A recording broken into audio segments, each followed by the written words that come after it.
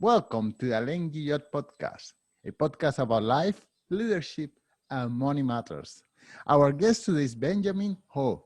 Benjamin is an associate professor of behavioral economics at Vassar College and the author of the book Why Trust Matters, an economist guide to the ties that bind us. Benjamin, thank you so much for joining us today. Thank you. It's a pleasure to be here.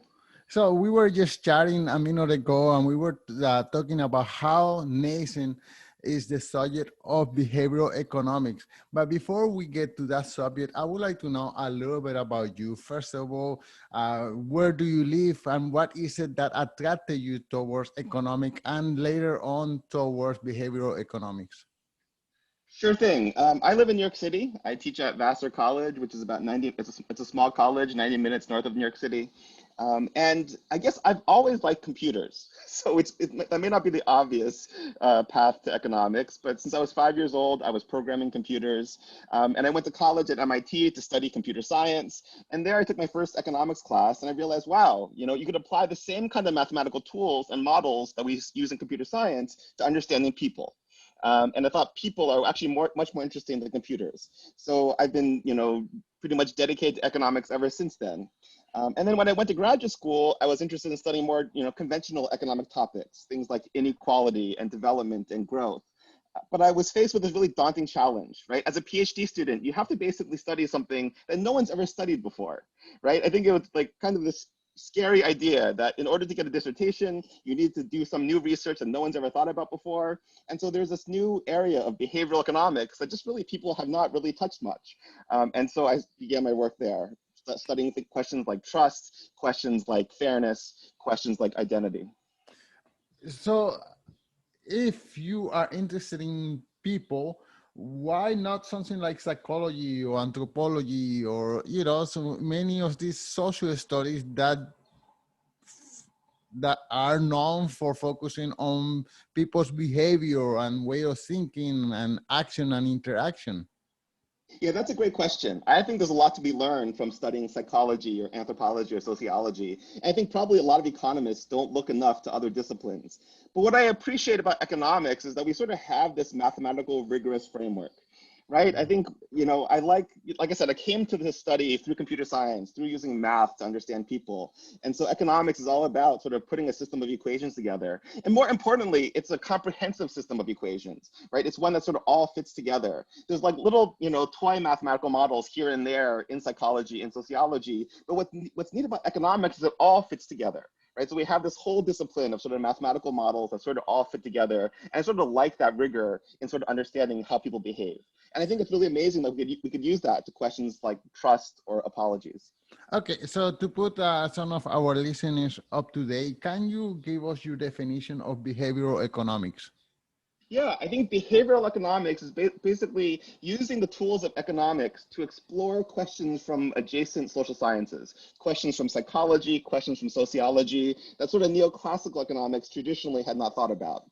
And I think these days people actually say all of economics is behavioral economics, right? Like there should be no borders between thinking about how we buy and sell, cars to how we trust one another. And I think there's more and more mergers of the two. But sort of behavioral economics has always sort of pushed the boundaries of the discipline to sort of look beyond the traditional, buy, sell, selfishness to thinking about trust and altruism and other sort of psychological factors.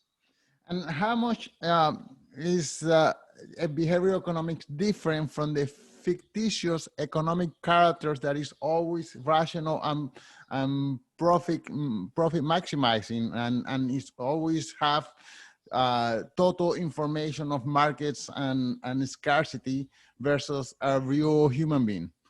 Yeah, in some ways it's different. In some ways, it's actually not as different as people think, right? Like I think people often come into my class, so I teach behavioral economics, first at Cornell, now at Vassar, and people always assume that we're basically throwing out all that other stuff. And I think the power of behavioral economics is we show we can just add small changes and we could sort of open up a wealth of new behavior. Right, so we still actually accept the basic economic model. We still have, sort of utility maximizing agents. We still have sort of forward thinking agents, but now we add a little, some small things here and there, right? We say, okay, well, what happens if those agents have to trust one another? What happens if those agents, feel guilt over their behavior? And then you get to sort of use the existing economic framework, but sort of modify it with these small different changes in assumptions to predict a wealth of new behaviors. And that's what's exciting to me about this whole field. Okay, well, now as you study behavioral economics, why do you decide to become go into academics instead of working for a huge investment bank or for the government? Yeah, that's a good question. So I've done all three, right? So Oh, my first job after college was at a huge investment bank. And then my first job after my PhD was working for the White House. And so, I tell my students, if you have questions about all those fields, you could come to me, because I did all those things and I sort of decided, academia was my path. why? Um, I enjoyed all those jobs actually, right? I think some people hate the jobs they're at. I enjoyed every job I've been in. For the investment banking job, it's actually very tempting, right? As an economist, I don't blame anybody for being attracted to money. And there's a lot of money to be made, and there's smart people, and the questions are interesting, but they're very limited, right? Like if I wanted to study, like most of my research has been about inequality and apologies and how people rebuild trust, after someone makes a mistake. And you can't study questions like that in an investment bank. And so I just sort of like the flexibility that academia gives you.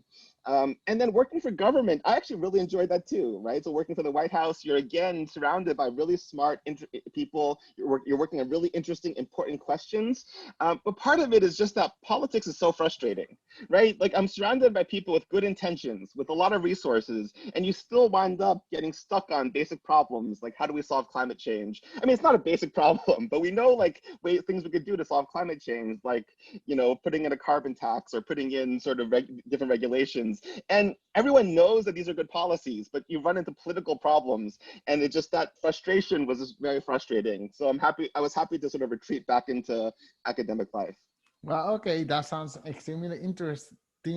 One of the most subjects that are coming about nowadays in economics and the fields that you study, which is apologies and trust, is income inequality. Have you been tackling that issue as well?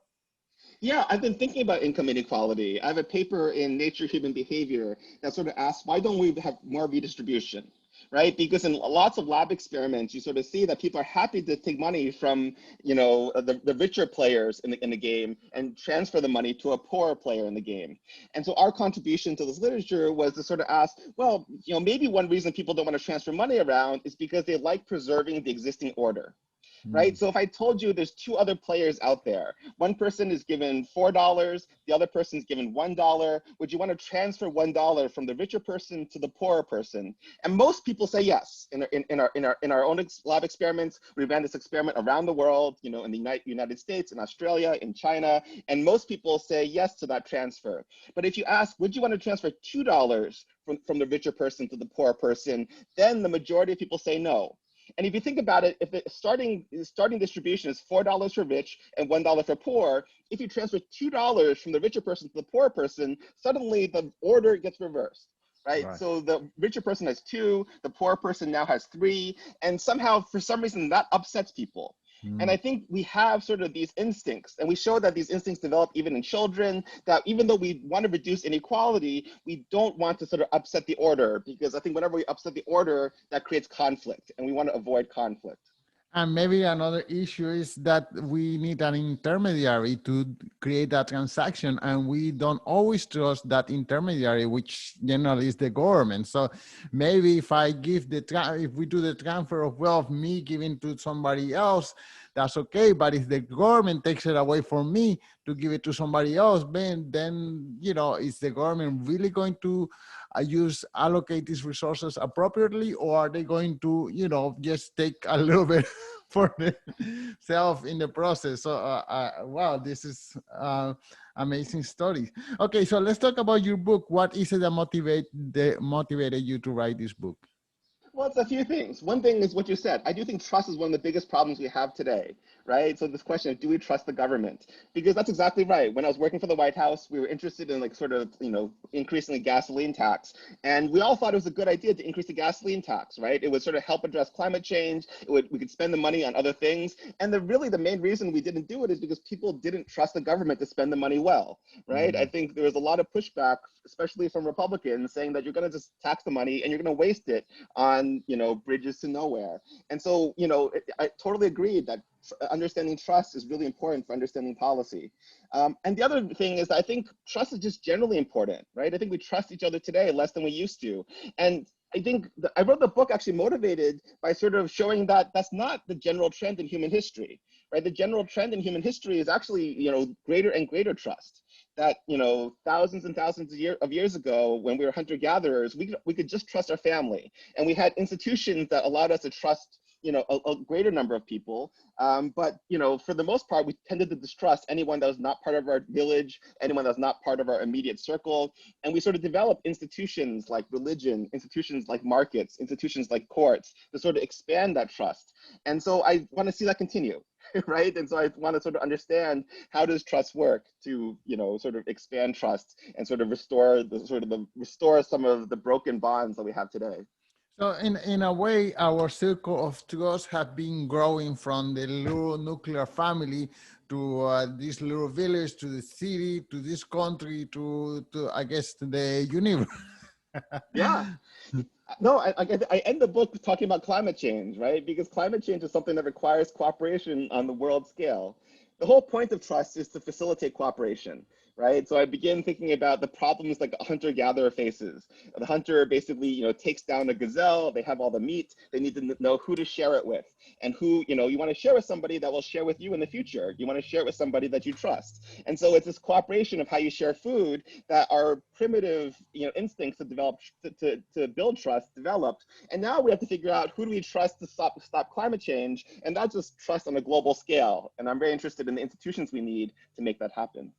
And there are some new industries that have been born just because our trust on each other have grown. For example, Uber and Airbnb, which completely rely on me trusting that if I rent a room from someone in Portugal, that person is not going to kill me at 3 o'clock, or that I'm not going to be the murderer myself and kill that person. So that those platforms all the same for Uber, like I can now go into somebody's car, someone that I don't know anything about, because we have developed a system the systems that allow me to trust this driver.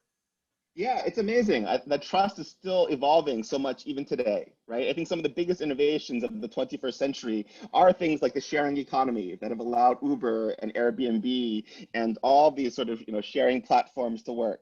And also blockchain is really just about trust. It's about a way to sort of use computer algorithms to sort of shift our trust away from people to sort of computers. And so I sort of think it's really interesting time to study trust right now. It's also interesting you mentioned Uber, because one of the projects I worked on was with Uber, where we ran an experiment on how can Uber rebuild trust with its customers after a driver shows up late. And so you actually asked, like, how did I get into trust? Actually, the full answer is that I started getting into trust by studying apologies. So my dissertation was, again, when you're a graduate student, you have to study something nobody else has studied before. And so I was the first person really to study the economics of apologies. How do people say they're sorry after something goes wrong? And so with Uber, we ran an experiment where, if a driver is late, Uber will send an apology. And we sort of ran this experiment on 1.5 million people to sort of better understand, how do apologies restore trust, in this case with a company, but we can apply these same principles in lots of other situations. Wow. How, I mean, if I call an Uber, I can see my driver coming in. How could they be late if I can be aware of all their movements all the time? I mean, and if they get stuck into a traffic jam or an accident, I can even see that. So is there even a need for apology? Yeah, that's the question we had, right? It wasn't clear that we needed an apology. They were late mostly, like you said, because traffic or there's an accident. But sometimes they're late because they make a wrong turn, right? I Right. think I know a lot of people that are very upset because their Uber driver just like, went the wrong direction. And then in that case, I think you certainly need an apology. And in Uber's own data, they find that like when a driver is late, they sort of lose 5% of their business, right? That Mm. basically, if Uber is too late, then you're 5% less likely to come back in the future. And so we would like to have an apology to sort of restore that trust, right? To sort of bring that 5% of revenue back, back down to zero. And so that's what our experiment was all about. A minute ago, you mentioned blockchain. Actually, blockchain is a system that allows us not to have to trust anyone because we get to see everything that is happening in the blockchain. So, my question for you is, how many jobs are going to be destroyed due to blockchain? For example, I'm about to sell a property in the next few months, and I had to hire a notary to certify that I own the title of this property. And of course, that's what my buyer is going to buy this title. But in a few years, we may not need my notary. Goodbye, Right. notary. And here they charge 1,500 Canadian dollars, which is probably about 1,000 US dollars right now, for someone to verify that this paper is a true representative of my ownership of this property. Yeah, there's a lot of potential for blockchain. That's why I'm very excited about this technology. I think in some ways there will be some jobs lost. I think that's just the nature of innovation. I guess John Maynard Keynes worried about the people that made. Well, he didn't worry, but he talked about the people that made buggy whips, right? The Mm. whips for like horses once the cars were invented. And he says, yes, of course, those people will lose their jobs, but no one disputes that cars are probably better than horses were. And so I think that is the sort of the nature of change. People will find new jobs. We should help them find new jobs, but that's something we need to worry about. But in terms of the potential for blockchain to sort of help us make these transactions more efficient, I think there's a lot of potential, even though I think people overstate the potential sometimes. I actually think it's important to maintain human to human trust, right? I think something is lost when you sort of automate too much. And there's some neat experiments sort of showing that when you sort of like take too much human contact away, take too much human contact out of the system, you wind up having less trust, right? Because, if you rely too much on computers, you don't have the time to build those human relationships. And that leads to sort of, less than efficient cooperation down the road. Okay, so we had spoken about trust in some businesses or corporation. How about trust in politicians? I mean, we have now social media and videos and whatever, and I can see a video of a politician uh, lying to me, saying something that is not true, that it can be proven right away, or making a promise today which is recorded. I promise you no more taxes, for example, and then the next month a tax increase, or just constantly breaking their promises. Isn't that so much dangerous to democracy, for government? I mean, that's why people don't trust government, because they get caught lying outright every day. Yeah, that's a great question. I think when I say trust is eroded, one of the major places that trust has gone down is trusting politicians, right? That 50 years ago, Pew reports that the people's trust in politicians was like 70 or 80%, and now it's down to like 20%. And I think that is a problem. I don't think lying politicians is anything new, right? Like if you just watch the musical Hamilton, you basically find that Hamilton is all about like fake news and lying politicians and political lies that led to like a duel and people shooting at each other, right? So I think there was always lying in politics, but I do think there is something new about the impact of those lies. And I think one of the reasons that people often point to is like social media. It is like the internet, but this trend actually started earlier, right? This trend started 50 years ago where the trust has been declining. So it can't just be social media, it has to be something else. One thing I sort of think that might be going on is just fewer face-to-face interactions with people you disagree with. I think one thing that's been happening in the United States is that we've been sorting more and more into like Democratic circles and Republican circles. You see I this see. both in terms of just like where we live, but also where we work. Companies now are more sorted between Democratic companies and Republican companies. You see this in marriages, right? The latest data says that only 4% of marriages contains people from opposite political parties. Mhm. And that, I think, is a big change. And I think that's part of the reason that's driving our general distrust for politics. Well, right now, I am selecting my friends on as society is opening up back again. I am selecting which events or which friends I hang out with uh, according on whether they have been vaccinated or not. you know, like I made it a point. I don't want to be hanging out with people who are not vaccinated. I mean, if I can avoid it, I will. Sometimes just because of the structure of things, I cannot avoid it. But I mean, if I have my choice, I wouldn't be being too close with someone who is not vaccinated. And I'm sure the non-vaccinated maybe have the same ideas about me. I'm 100% sure that that's the case. Yeah, and this trend toward working from home is like has a similar effect, right? That the workplace was still one of the few places where you're forced to interact with people you disagree with, and I think just meeting face to face and realizing that these are people too, and recognizing your common humanity is great. But now if we could all work from home and you could just sort of choose who you interact with, based on who you like, that causes an even more politically segregated society, and I worry about the consequences of that. Okay, well, so we have been speaking about a few negative examples, but in truth, the reality is that we are trusting each other more and more. Can you just give us some reference of the future of trust? I mean, we trust that we are not going to bomb each other. We trust that if I go out in the middle of the night in my city, Montreal, I'm not going to be robbed or something. So I'm becoming more and more trustful of society in general. What else is there in the future? Yeah, I think one of the examples of just this trend in trust was due to some experiments run by these anthropologists, right? Gene Ensminger and Enrich, and basically what they did was they wanted to see the long-term trends in trust. And they ideally wanted to go backward in time and sort of study our hunter-gatherer ancestors, and then study our subsistence farmers, and then study sort of pre-modern economies. And they couldn't go back in time. But what they could do is they could look at communities around the world that sort of live like that. So there are still communities in the world that live like hunter-gatherers. There's still communities in the world that live like subsistence farmers. And there's still communities just like in the United States or Canada that live in a very market integrated way.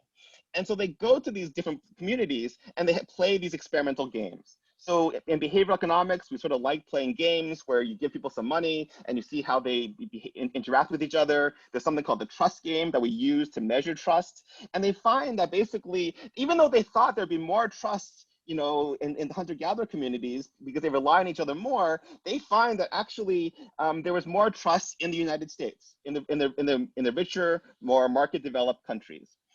And the reasoning for this is because in the past, trust relied on face-to-face relationships. And these economic games are all done abstractly, right? You trust somebody over a computer. And what we're finding is that over the past, say, several thousand years, we've gotten better and better at trusting anonymous systems, at trusting not the face-to-face interaction, but trusting just the system works. And you see this in sort of greater altruism toward, strangers, that people care more about what's going on in the Middle East. People care more about what's going on in other countries. And I think that's the future, right? That we're going to basically, hopefully have, see fewer attachments maybe to the local and more attachments to the global.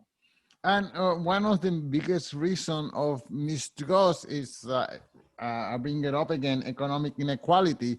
If I live next door to someone who is starving to death, or if I'm the person who is starving to death and my neighbor, I don't know, live in their backyard, all kind of valuable things, that economic inequality is gonna tempt me to say, oh, maybe I can take this lure thing and sell it and have something to eat. But so as long as there is economic inequality, there's always going to be some kind of mistrust. And on the other hand, if I'm rich and my neighbor is rich, I'm not going to feel any temptation to cheat or steal or do any kind of damage. So it's something that, we criticize the integrity of people in poor countries, but it's lack of integrity because of their precarious circumstances. Yeah, exactly. I think for sure you see that as incomes increase, trust increases, and you see that as inequality increases, trust decreases. And one new research project I've been working on is actually looking at mobility, and we're sort of seeing that as mobility increases, actually trust increases as well, right? So yeah, so there may be a lot of inequality now, but in places with a lot more mobility, people sort of recognize that, oh, at least there's more mixing of groups. And I think that mixing of groups is important for sort of rebuilding trust as well. Uh, yes, one more question. I don't know how related it is to the topic of the book, but just picture this scenario. I live in an apartment. I'm not rich, but I don't lack anything. I have my toys, I got my phone, my computer, and I can use Uber to go anywhere. So I'm not struggling. Yet, if I compare myself to Jeff Bezos, I'm just like a little ant. So there is uh, um, uh, this annoyance that Jeff Bezos have 100 times more than me, but in reality shouldn't bother me if I'm not hungry, if I still have a roof over my head, and if I can spend some money in a restaurant. So why do you think there's this, I don't know, anger towards people who are doing 100 times better than we are? Yeah, it's amazing, right? It's a hard problem to solve. One of the favorite stories I tell in class is you look at like the former CEO of McKinsey, right? McKinsey is this like, top consulting company. He was very rich, he was very powerful, but he felt he did not have enough money compared to those investment bankers, right? And so then he got involved in insider trading and then he went to jail because he thought that just being the CEO of a major company was not enough for him. And it seems like it's a treadmill we can't get off of, right? We're always comparing ourselves with people that are better off than us. I think part of this is evolutionary, right? I think I like one of these. There's a theory by Rayo and Becker about how evolution causes us to compare ourselves with others to motivate us. Right, it motivates us to work harder, and so even if you're like the CEO of a big company, evolution tells us, oh well, it's not enough. You always want more. And sometimes I just say, okay, I tell my students, you just have to tell yourself, hey, this is evolution playing a trick on you, right? You are okay, you have Right, enough. right. I also like how a lot of like major religions like Buddhism or Christianity have that as part of the message, right? To like not compare yourself with others, to be happy with what you have. And so I think so we can try to overcome these evolutionary instincts to always be comparing. Well, Benjamin, it's so much to talk about, but you have a life to live. You have students to teach.